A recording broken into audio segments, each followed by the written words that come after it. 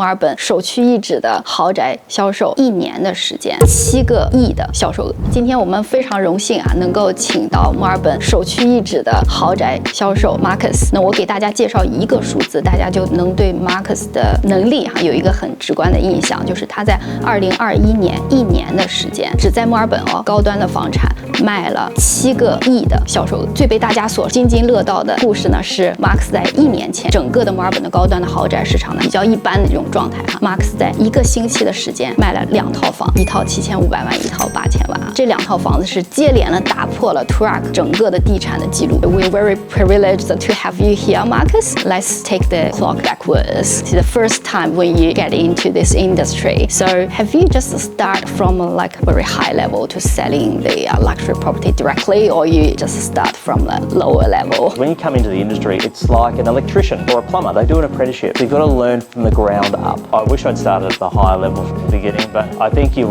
really have to earn your credentials in our marketplace, particularly the Toorak marketplace and the prestige market. So I started off selling homes but at a different level. The interesting is I found some of the agents, once they go into the loop, if they go into this industry starting from 1 million, for example, they're always selling 1 million properties. Because they get comfortable. The one thing I wanted to create, when I'm representing a development, an existing home to my clients, that I'm the expert. I know that market intimately. The best analogy I can use is car yards. Okay, you drive past a car yard that's got Porsche and then a Toyota and then a Nissan, etc., etc. When you drive past a Porsche dealership or you drive past a Mercedes dealership, you know exactly what they represent and the product they represent. I wanted to do the same. The first time I sat in a lounge room that was a home just approaching $20 million, it was imposter syndrome. I sat there and felt like I didn't belong and I didn't deserve to get this listing. But once again, what got me in there was referrals. So the service I provided for others in that $1, $3, $4, $5 million mark got me into this $20 million opportunity. And I felt like I fumbled through the opportunity and got it, but I'd sold it in 6 weeks after being on the market with another agent for a year. The industry may have looked at me to say, oh, he got lucky, and then I got another one, and then it just completely snowballed.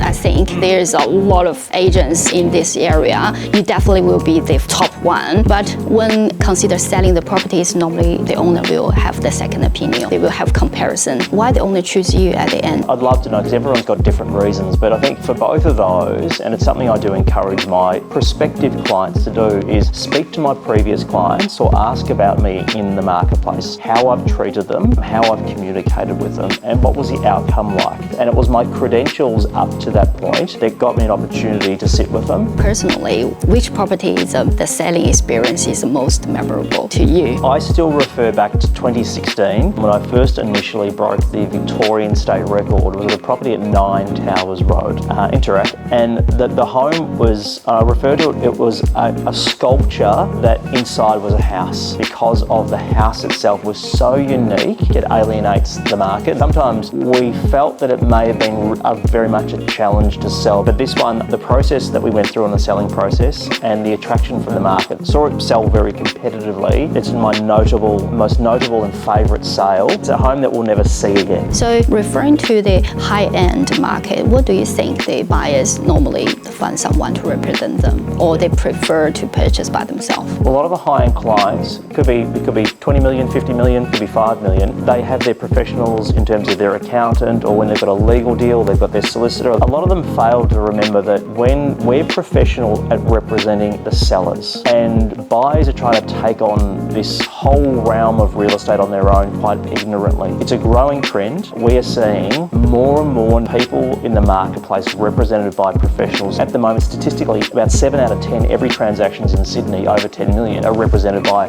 a buying agent and a selling agent. As I said, we've been professionally employed to protect and enhance the value process for our vendor. You should be doing it as a buyer. You should be getting someone to represent your best interests who has a level of expertise, knows the market intimately, knows how to control negotiations, but also provide your clients and others a suite of opportunities out there that they wouldn't even know exists.